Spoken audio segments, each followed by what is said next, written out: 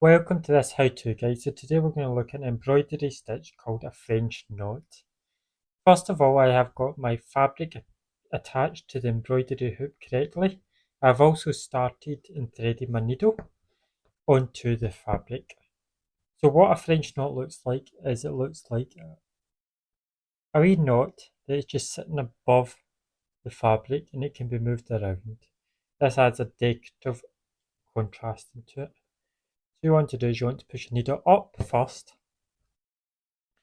With a French knot, you then want to wrap the thread around the needle a couple of times, 2 to 3 times, tightly, pushing the needle back in, and then going and pulling the needle through,